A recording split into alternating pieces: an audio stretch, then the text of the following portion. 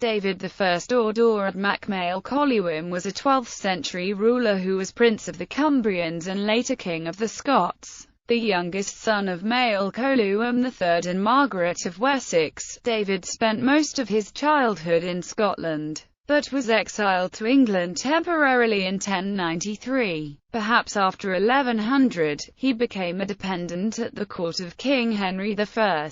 There he was influenced by the Norman and Anglo-French culture of the court. When David's brother Alexander I of Scotland died in 1124, Daibhidh chose, with the backing of Henry I, to take the Kingdom of Scotland for himself. He was forced to engage in warfare against his rival and nephew, Máel Coluim III. Subduing the latter seems to have taken Daibhidh 10 years, a struggle that involved the destruction of Oengus, Mormar of Moray. David's victory allowed expansion of control over more distant regions, theoretically part of his kingdom. After the death of his former patron Henry I, Daibhidh supported the claims of Henry's daughter and his own niece, the former Empress Consort, Matilda, to the throne of England. In the process, he came into conflict with King Stephen and was able to expand his power in northern England. Despite his defeat at the Battle of the Standard in 1138, the term Davidian Revolution is used by many scholars to summarize the changes which took place in Scotland during his reign.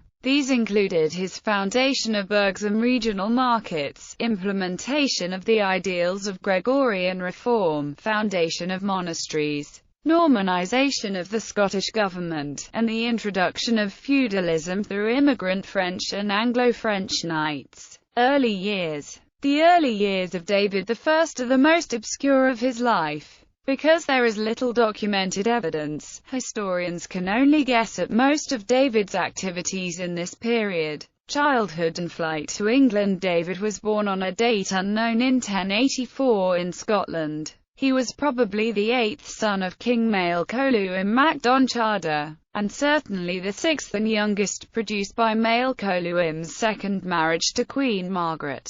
He was the grandson of the ill-fated King Duncan I.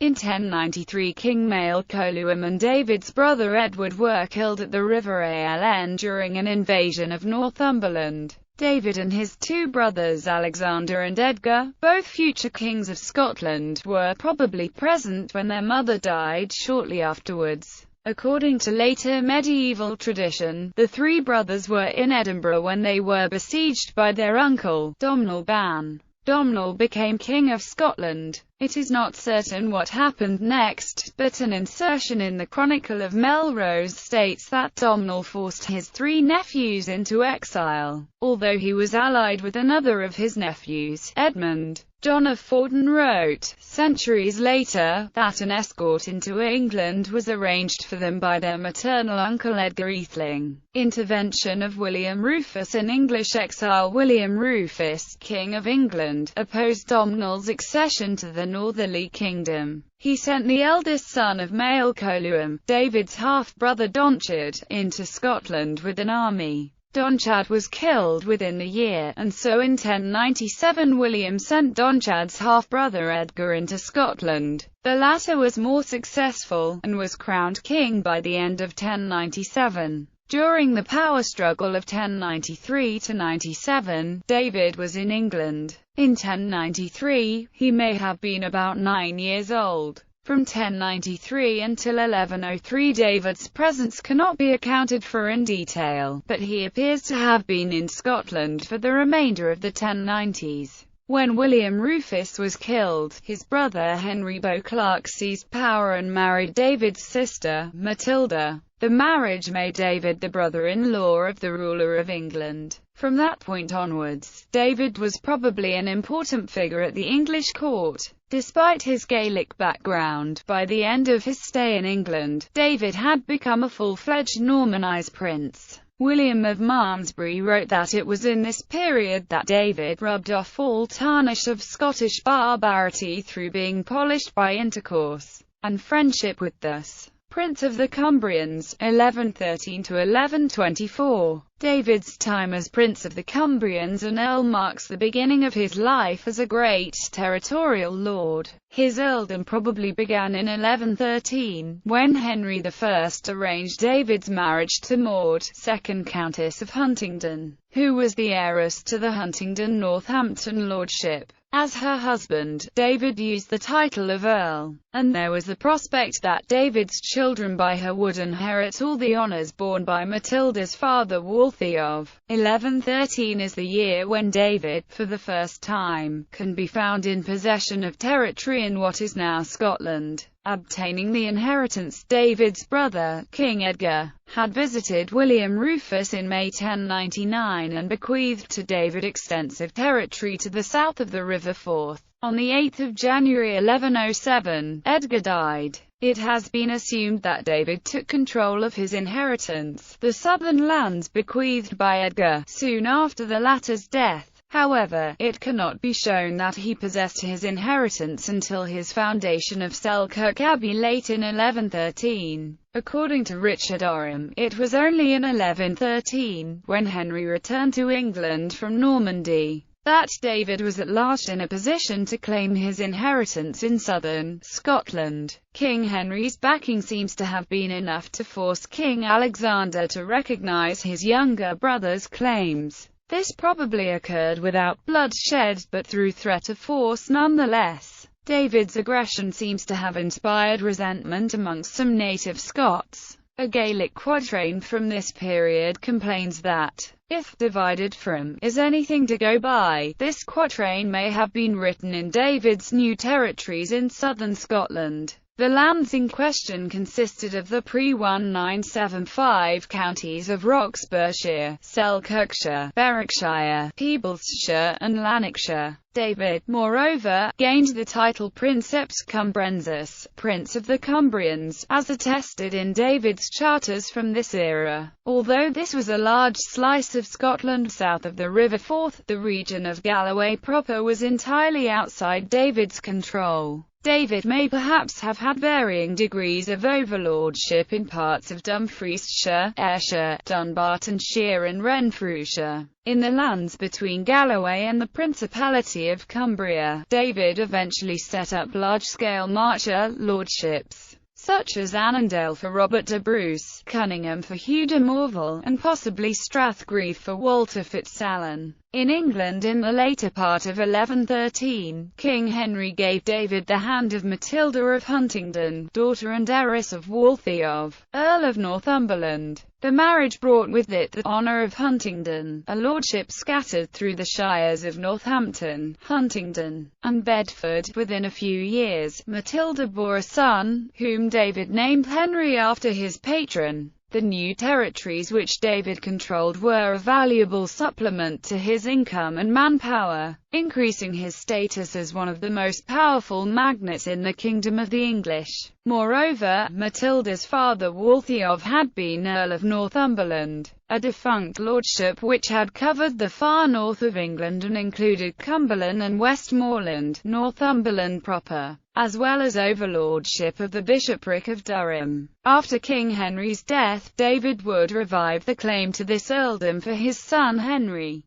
David's activities and whereabouts after 1114 are not always easy to trace. He spent much of his time outside his principality, in England and in Normandy. Despite the death of his sister on the 1st of May 1118, David still possessed the favour of King Henry when his brother Alexander died in 1124, leaving Scotland without a king. Political and military events in Scotland during David's kingship. Michael Lynch and Richard Oram portray David as having little initial connection with the culture and society of the Scots, but both likewise argue that David became increasingly regalicized in the later stages of his reign. Whatever the case, David's claim to be heir to the Scottish kingdom was doubtful. David was the youngest of 8 sons of the 5th from last king. 2 more recent kings had produced sons. William FitzDuncan, son of King Donchad II, and Máel Coluim, son of the last King Alexander. Both preceded David in terms of the slowly emerging principles of primogeniture. However, unlike David, neither William nor Máel Coluim had the support of Henry.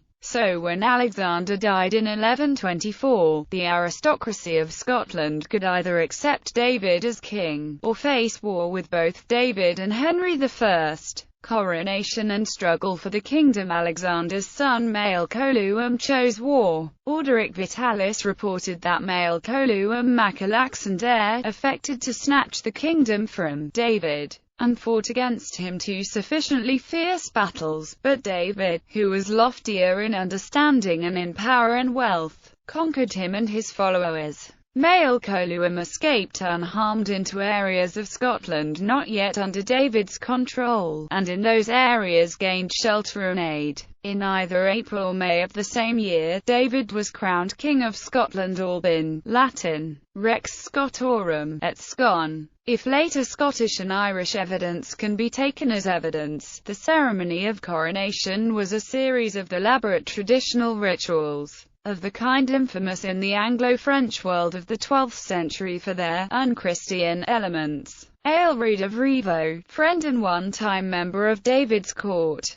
reported that David so abhorred those acts of homage which are offered by the Scottish nation in the manner of their fathers upon the recent promotion of their kings, that he was with difficulty compelled by the bishops to receive them. Outside his Cumbrian principality and the southern fringe of Scotland proper, David exercised little power in the 1120s, and in the words of Richard Oram, was King of Scots in little more than name. He was probably in that part of Scotland he did rule for most of the time between late 1127 and 1130. However, he was at the court of Henry in 1126 and in early 1127, and returned to Henry's court in 1130, serving as a judge at Woodstock for the treason trial of Geoffrey de Clinton. It was in this year that David's wife, Matilda of Huntingdon, died. Possibly as a result of this, and while David was still in southern England, Scotland proper rose up in arms against him. The instigator was, again, his nephew Máel Coluim, who now had the support of Owaengus of Moray. King Owaengus was David's most powerful vassal, a man who, as grandson of King Lulach of Scotland, even had his own claim to the kingdom. The rebel Scots had advanced into Angus, where they were met by David's Mercy and Constable, Edward. A battle took place at Strathcathro near Brecon. According to the Annals of Ulster, 1,000 of Edward's army, and 4,000 of Owaengus' army, including Owaengus himself, died. According to Orderic Vitalis, Edward followed up the killing of Owaengus by marching north into Moray itself, which, in Orderic's words, lacked a defender and lord, and so Edward, with God's help, obtained the entire duchy of that extensive district. However, this was far from the end of it. Máel Coluim escaped, and 4 years of continuing civil war followed. For David, this period was quite simply a struggle for survival. It appears that David asked for and obtained extensive military aid from King Henry. Aelred of Rievaulx related that at this point a large fleet and a large army of Norman knights, including Walter Lesbeck, were sent by Henry to Carlisle in order to assist David's attempt to root out his Scottish enemies. The fleet seems to have been used in the Irish Sea, the Firth of Clyde and the entire Argyll coast, where Máel Coluim was probably at large among supporters. In 1134 Máel Coluim was captured and imprisoned in Roxburgh Castle. Since modern historians no longer confuse him with Malcolm Macath, it is clear that nothing more is ever heard of Máel Coluim Mac Alexander, except perhaps that his sons were later allied with Somerled. Pacification of the West and North. Richard Oram puts forward the suggestion that it was during this period that David granted Walter Fitzalan the Cadres of Strathgreave, with northern Kyle and the area around Renfrew, forming what would become the Stuart lordship of Strathgreave. He also suggests that Hugh de Morville may have gained the Cadres of Cunningham in the settlement of Stratharuin. This would indicate that the 1130–34 campaign had resulted in the acquisition of these territories. How long it took to pacify Moray is not known, but in this period David appointed his nephew William Fitzduncan to succeed Owain-Gus, perhaps in compensation for the exclusion from the succession to the Scottish throne caused by the coming of age of David's son Henry. William may have been given a daughter of Owain-Gus in marriage, cementing his authority in the region. The burghs of Elgin and Forres may have been founded at this point, consolidating royal authority in Moray.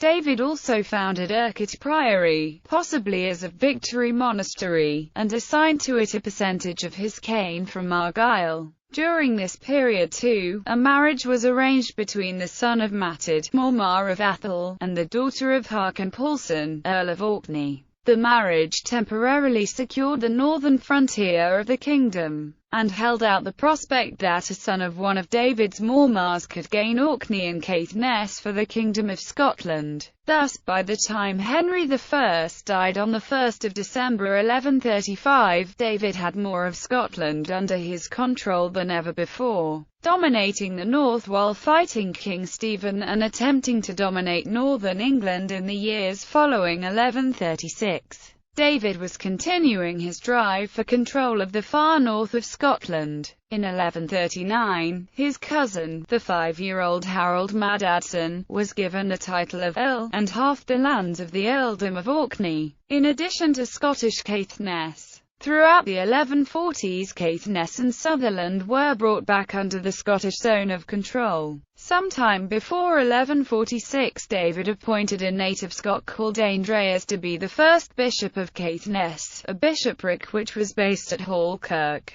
near Thurso, in an area which was ethnically Scandinavian. In 1150, it looked like Caithness and the whole earldom of Orkney were going to come under permanent Scottish control. However, David's plans for the north soon began to encounter problems. In 1151, King Eystein II of Norway put a spanner in the works by sailing through the waterways of Orkney with a large fleet and catching the young Harold, unaware in his residence at Thurso. Eystein forced Harold to pay fealty as a condition of his release. Later in the year, David hastily responded by supporting the claims to the Orkney earldom of Harold's rival Erlend Haraldsson, granting him half of Caithness in opposition to Harold. King Eystein responded in turn by making a similar grant to this same Erlend, cancelling the effect of David's grant. David's weakness in Orkney was that the Norwegian kings were not prepared to stand back and let him reduce their power.